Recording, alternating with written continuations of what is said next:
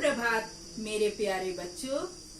अभी तक हम सब ने गर्मी की छुट्टी मनाई, खूब मौज मस्ती किया करा ना। तो अब हम सबको अब स्कूल खुल गया है, ऑनलाइन पढ़ाई ऑनलाइन पढ़ाई हम लोग की स्टार्ट शुरू हो गई है। अब हमें मन लगा करके कड़ी मेहनत के साथ आप सबको पढ़ाई करनी है। तो आज बच्चों मैं पाठ 2 की पाठ 4 सबसे प्यारा कौन आपको कहानी के रूप में सुनाने जा रही हूँ। कहानी आप सबको बहुत पसंद है ना, मुझे भी बहुत अच्छी लगती है। तो चले हम इस कहानी को सुने। सबसे प्यारा कौन, सबसे प्यारा कौन, ये इस कहानी का सारांश मैंने इस चित्र में आपको दिखाया है। ये कहानी एक अच्छे लड़के की है जिसका नाम है सुमित। ये सुमित नाम का एक बच्चा है। ये बहुत अच्छा लड़का था और उसके बहुत सारे दोस्त थे, अनेक मित्र थे, बहुत सारे दोस्त। पिक्चर में आप देख रहे हैं ना, बहुत सारे दोस्त थे और सब उसे बहुत प्यार करते थे। वो भी सबसे बहुत प्यार करता था, किसी से लड़ाई नहीं करता था। हमें आपस में किसी से लड़ाई झगड़ा नहीं करना चाहिए। सुमित जहाँ रहता था बेटा, उसके पड़ोस में, उसके बगल में ही एक उसकी दीदी रहती थी। ये सुमित की दीदी है। दीदी रहती थी जो बहुत सारे बच्चों को पढ़ाती थी, लेकिन जो सुमित था वो दीदी से नहीं पढ़ता था। जो दीदी थी वो रोज सुमित को इस खिड़की के द्वारा सुमित को रोज आते और जाते देखा करती थी। उसके अंदर इतने अच्छे गुण थे। अगर सुमित सड़क पर जाता और उसको कोई ईंटा या पत्थर, इस तरह के छोटे छोटे या बड़े ईंट या पत्थर पड़े हुए नजर आते थे, वो उसको उठाता था और सड़क के किनारे रख देता था। ये काम करने में कभी भी वो हिचकिचाता नहीं था, अपने को छोटा नहीं समझता था। ऐसा करने से दूसरों की मदद होती थी, जो उसकी बहुत अच्छी गुण थी। तो एक दिन दीदी ने, सुमित की जो दीदी थी, उन्होंने अपने सब बच्चों से कहा कि बच्चों, कल तुम लोग सब अच्छे से तैयार होकर आना। कल यहाँ पर एक डॉक्टर अंकल आएंगे। कौन आएंगे? डॉक्टर अंकल, जो आप सब में से ही एक अच्छे बच्चे को घोषित करेंगे, चुनेंगे कि ये आज का सबसे अच्छा बच्चा चुना गया है। और चुनने के बाद, घोषित करने के बाद उसको पुरस्कार के रूप में कुछ चीज भी देंगे, उसे पुरस्कार देंगे। पुरस्कार का अर्थ होता है इनाम। इनाम तो आप सबको बहुत पसंद है, मुझे भी पसंद है। जब सब बच्चों ने सुना, इन सब बच्चों ने सुना कि कल यहाँ डॉक्टर आएंगे और हम सब में से एक अच्छे बच्चे की घोषणा होगी, चुनाव होगी, तो सब बहुत खुश हो गए। अरे ये तो बहुत आसान सा काम है, हम में से ही कोई एक अच्छा बच्चा चुन लिया जाएगा। जब यह बात सुमित को पता चली कि एक अच्छे बच्चे की चुनाव होने जा रही है, तो उसके मन में भी आया कि मैं भी इस जब पुरस्कार का चुनाव होगा तो मैं भी इसमें शामिल हूँ। और वह दीदी के पास गया, उसने अपने मन की बात कही कि दीदी, मैं भी डॉक्टर अंकल से मिलना चाहता हूँ। तो दीदी ने कहा ठीक है। दीदी तो सुमित को बहुत पसंद करती थी। ठीक है, कल तुम भी आ जाना।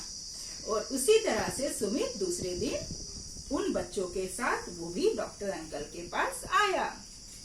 तो सब बच्चे एक एक करके डॉक्टर अंकल के पास गए मिलने के लिए। डॉक्टर अंकल हैं, उनके पास सब बच्चे एक एक करके मिलने के लिए गए।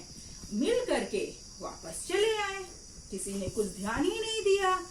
अंत में किसकी बारी आई? सुमित की बारी आई।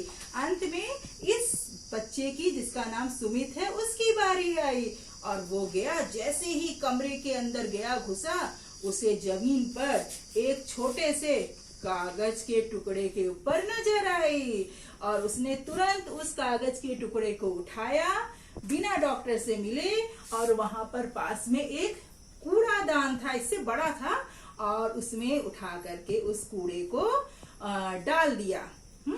तो डॉक्टर ने देखा, मन में उसे सोचा कि अरे इतने सारे बच्चे आए, किसी ने भी इस कागज के टुकड़े के ऊपर, कूड़े के ऊपर ध्यान नहीं दिया, लेकिन सुमित नाम का ही जो बच्चा है यही आया और कागज को उठाकर कूड़ेदान में डाला। तो डॉक्टर अंकल का मन बहुत खुश हो गया। उन्होंने सुमित को प्यार से उसके सिर पर हाथ लगाया और उसे प्यार किया और उसी समय यह घोषणा कर दी कि जो मैं आज का सबसे अच्छा बच्चा चुनने आया हूँ, घोषित करने आया हूँ, सबको बताने आया हूँ, वो कोई और बच्चा नहीं बल्कि ये सुमित नाम का ये प्यारा सा बच्चा है।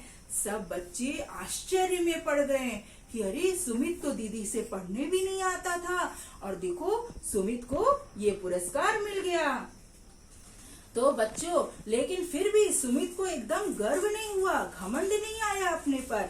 उसने बल्कि ये पलट के उत्तर दिया कि ये जो पुरस्कार, ये जो इनाम मुझे मिल रहा है, इसका हकदार मैं नहीं हूँ बच्चों, इसका हकदार मेरी माँ है, मेरी माता जी हैं, जिन्होंने बचपन से ही मेरे अंदर ये अच्छी आदत डाल दी है। ये अच्छी आदत, अच्छी सूझबूझ जो मिली है, इसको प्राप्त करने का हक मुझे मेरी माँ से मिला है। मेरे अंदर जितने भी अच्छे संस्कार हैं वो मेरी माँ ने ही दिया है।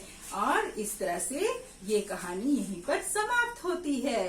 शिक्षा, बच्चों, ये हमने कहानी सुनी, इससे हमें कुछ शिक्षा भी तो मिलनी चाहिए। इससे हमें यही शिक्षा मिलती है कि हमें घर के कोई भी काम करने को में हिचकिचाना नहीं चाहिए, छोटा नहीं समझना चाहिए। यदि हम नल खोलते हैं, पानी से हाथ धोते हैं, हाथ की सफाई करने के बाद, पानी का काम पूरा करने के बाद नल को बंद कर लेना चाहिए। घर में अगर कमरे में कोई सामान इधर उधर पड़ा है, उसे उठा करके यथा स्थान पे रखना है। तब इस तरह करने से, ऐसा करने से हम अच्छे बच्चे घोषित होंगे, चुने जाएंगे और अपनी माता जी के प्रिय बनेंगे। उनके काम में हम हाथ बटाएंगे। अगर किसी काम को करने से भलाई होता है तो उस काम को करने में हमको पीछे नहीं हटना चाहिए। बच्चों, इस कहानी से हमें यही शिक्षा मिलती है। बच्चों, ये कहानी आपने सुनी, आपको मुझे आशा है कि अच्छी लगी होगी। बच्चों, अब इसके बाद मैं आपको इस पाठ को रीडिंग करने के लिए दूंगी, पढ़ने के लिए दूंगी, और जो व्हाट्सएप में जो आपका होमवर्क आता है वो अगले दिन मैं आपको शब्दार्थ है इसका, ये प्रश्न उत्तर है, और ये उल्टे अर्थ माने कि विलोम शब्द हैं, और भी कुछ कुछ छोटी छोटी प्रश्न हैं, वो आपको दिया जाएगा, जिसे आप अपने हिंदी कॉपी में उतारेंगे, लिखेंगे और उसको ध्यान से मन लगा करके याद करेंगे। तो ठीक रहा आज की कहानी? अच्छी रही? धन्यवाद मेरे बच्चों।